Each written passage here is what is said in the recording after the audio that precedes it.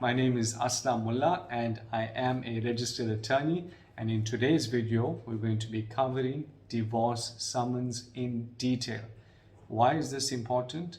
It's important because if you have a registered marriage in South Africa, the only way to get a divorce is if a court grants you a divorce. And the way to get that court process started is via a divorce summons. There is no other way. If you have a registered marriage, only a court can grant you divorce. And for the court to grant you divorce, you have to go through the divorce process. And to start the divorce process, you need a divorce summons. So in today's video, we're going to cover a divorce summons in detail. Now, when it comes to a divorce summons, there's two aspects to it. There's the face of the divorce summons rather, and the particulars of claim. It's one document, but it's got two parts to it.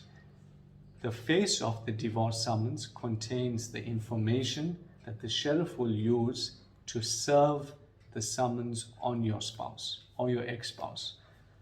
So that is the purpose of the face of the summons. Generally, it's about 2 or 3 pages. There's nothing complicated about it. It just has the case number, it has the names of the parties, it has the address for service, things like that.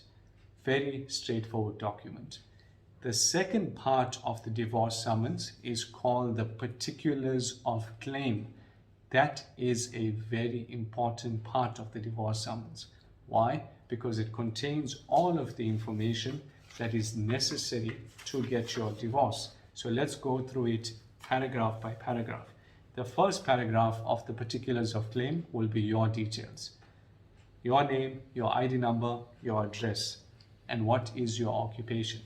The second paragraph of your particulars of claim will be your ex-spouse details. Their name, their ID number, their address, and their occupation. The third paragraph of the particulars of claim is something called jurisdiction, which basically means that the parties live in the area where the court is located. If you stay in Durban, you're going to go to the Durban court. You're not going to go to Mpumalanga court. Makes sense. So that is the purpose of that particular paragraph. The fourth paragraph is details about the marriage. What details? Where was the marriage? What date was the marriage? What marital regime is the marriage? For example, in community of property or out of community of property. The next paragraph deals with children. So how many minor children are born in the marriage? Their names, their date of birth, how old they are, whether they're male or female. That goes into the next paragraph of the particulars of claim. I hope that you're following so far. So far we're dealing with the details of the marriage, your name, spouse's name, jurisdiction, details of the marriage, details of the children, and the next paragraph deals with the details of the breakdown of the marriage. So what caused the breakdown of the marriage? Loss of communication, infidelity, no longer living together as husband and wife. These are common examples of what parties use as the reason for a breakdown in the marriage.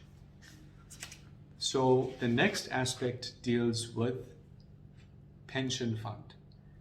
You're only going to select this aspect generally if you're married in community of property. If you're married in community of property, then your husband or your wife is entitled to 50% of your pension fund, and you are also entitled to 50% of their pension fund. So the next paragraph deals with pension funds, generally if you're married in community of property. If you're not married in community of property, then you can just say the parties agree to have their own pension interest and that each party will keep their own assets and liabilities. The next aspect rather is about the care and guardianship of the children. What do I mean by that? Certain aspects like where will be the primary residence of the children? How often will there be telephonic contact with the other spouse? What happens on school holidays? What happens on weekends, birthdays, etc., etc. That information then goes into that particular paragraph regarding care and contact of the children. If you don't stipulate all of this information, your chances of getting a divorce are very, very slim.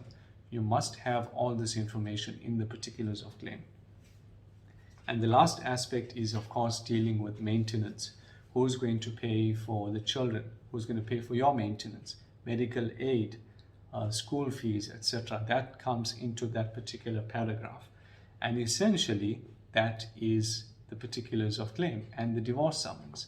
Once you've completed the information, you attach the necessary ID documents, proof of residence, children, birth certificates, children's reports, aspects like that, and then you get the sheriff to serve that document.